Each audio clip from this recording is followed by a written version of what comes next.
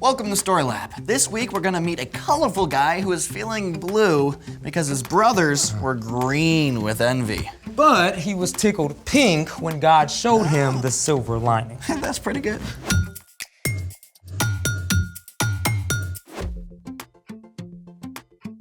Hey, I'm Carter. And I'm Zeke. This month we're talking about ways we can see God at work in history. And how we can see God at work right now.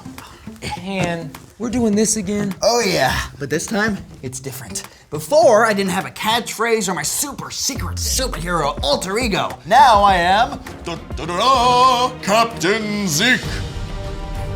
So your secret identity includes your real name? It's a work in progress. And your catchphrase? Splazoink! Bamazam! Shamoon! It's also a work in progress. I would assume that Captain Zeke has a superpower? Oh, yes. Using the fabulous powers given to him when standing too close to the microwave while nuking a burrito, Captain Zeke has the power to move objects using only his mind waves. Yeah, that's what you said last time. Care to demonstrate? Happy to oblige, good citizen. Here, there. Ooh. Okay, now I will move the cell phone from the table to my pocket without touching that backpack. Man, get out of here. You can't do that. Yeah, it's already done. Look. Let me see. See, I didn't touch the backpack. Behold the power of Captain Zeke. I can't believe I just fell for that. Shaboodle! You know, a cape usually causes trouble for a superhero. Do not mock the power of the cape. No, I'm not saying what you wear doesn't matter. In fact, it can affect you and how you feel. Oh, really? And I know a way to prove it. Well, what are we waiting for? Let's do it! Did you know the color of your clothes can affect how cool you feel? Though, scientifically speaking, I always feel cool. That specific data aside, let's test this theory, if you will, amigo. All right. So we got white, orange, and black. Yeah. So, what do you think? Will one of these t-shirts hold more heat from the sun than the other one? Well, where's the sun? Sun? These lamps are gonna be our sun today, but you can do this outside on a sunny day. And these will help. Indeed. Step 1, place a thermometer under each shirt. Now, we'll wait at least 15 minutes, then see if the color of each shirt has an effect on the amount of heat it holds. 50 or 15? 15. 15, okay. Yep. That shouldn't take too long. No. The Fast-O-Matic? Fast-O-Matic. Yep. That's 15 minutes. Carter, what's the temperature of your white shirt? Okay, let's see. I got 80 degrees. All right. Will the temperature for the orange shirt be higher or lower than 80 degrees? What do you think? I say 1. Okay. Here we are, orange shirt. 83 degrees. That is warmer. Now, what about the black shirt? Okay.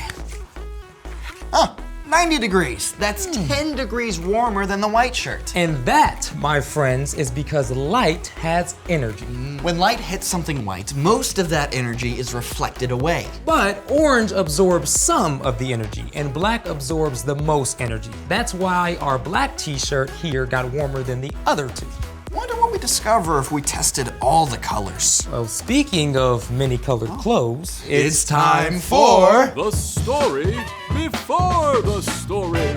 Today we're in Genesis, the very first book in the Bible. In the beginning, God created the whole world and everything in it, including people. We were made in the image of God, to be friends with God. But the first people chose to go their own way. When they turned from God, the world was broken, and so was our friendship with God. Sin and darkness crept in. But from the beginning, God had a plan to restore it all. God chose a man named Abraham and promised to bless the whole world through his family. Abraham had a son named Isaac. Isaac had a son named Jacob. And Jacob had 12 sons. Which is where our story starts. Take it away. Hey everybody, I'm Brian. Just as God had promised, Abraham's family was growing. His grandson Jacob had 12 sons and 1 daughter. Can you imagine having that many siblings? It's a whole football team! Parents aren't supposed to have a favorite kid, but Jacob did, his second to youngest son, Joseph. In fact, Jacob showed that Joseph was the favorite by giving him a fancy, colorful robe. And pretty soon, Joseph started acting like he was the main character. He told his brothers about 2 dreams God gave him. Dreams showing that one day his whole family would bow before him. And you can bet that did not go over so well. Do you plan to be king over us? Will you really rule over us? Finally, Joseph's brothers had had enough. They threw him into an empty well and then sold him to traders who took him to Egypt to be enslaved.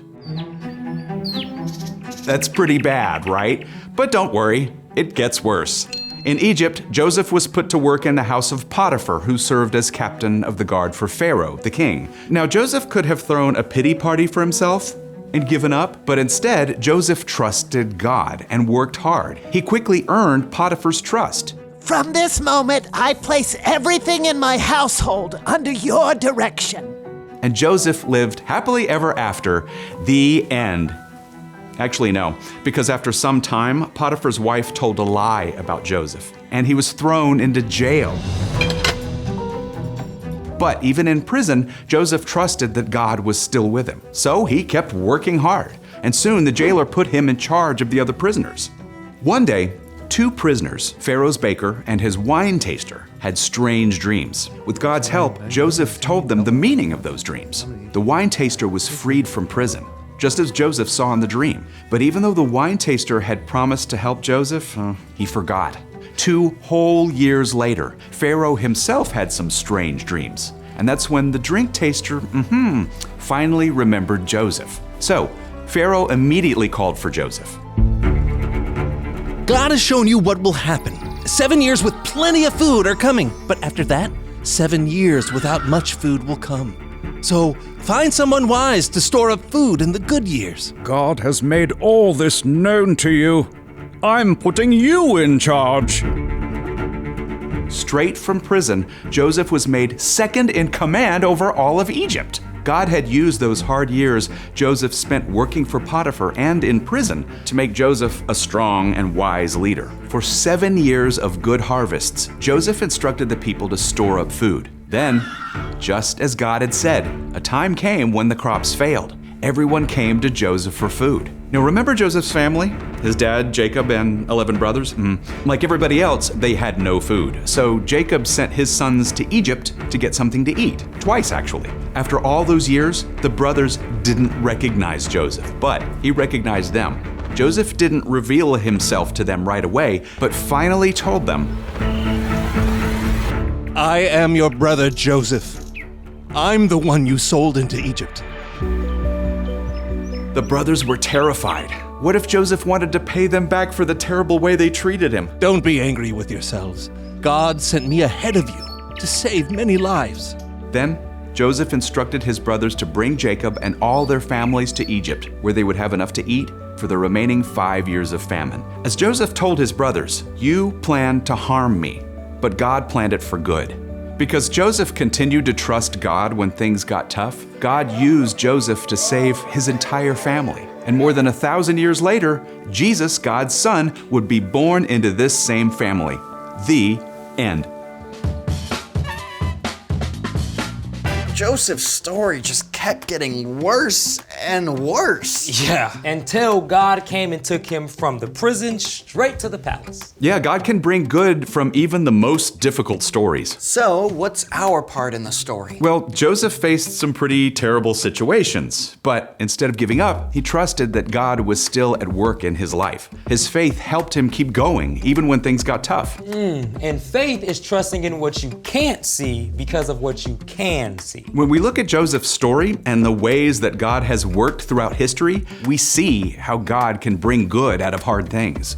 So, when something difficult or unfair happens, you can trust that God is still with you. Like if your entire class gets punished for something that only a few kids did. Or you get sick and you have to cancel your birthday party. Or you don't get to play as much as the other kids on your team. When you have to deal with hard things, remember that you are not alone. In the Garden of Gethsemane, Jesus himself faced arrest and even death, but he chose to trust that God would bring good from even this terrible time. And because of Jesus, we can be restored to relationship with God forever. Now that's what I call good. You got it.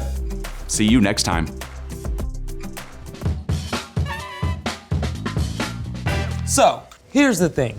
You can trust God when things get tough. When you're under pressure. When you're feeling the heat. Oh, about that. Okay, I got 86 degrees for green. Okay. Oh, wait. Lime green or emerald green? I didn't write that down. Ugh, we're gonna have to do it again. We'll figure it out. Thanks for joining us in the Story Lab. See you next time. Okay, this is like dark green. Where's my purple shirt? It's right here. Oh. It's a nice color. Does it look good? Yeah. Matches your eyes. Thanks.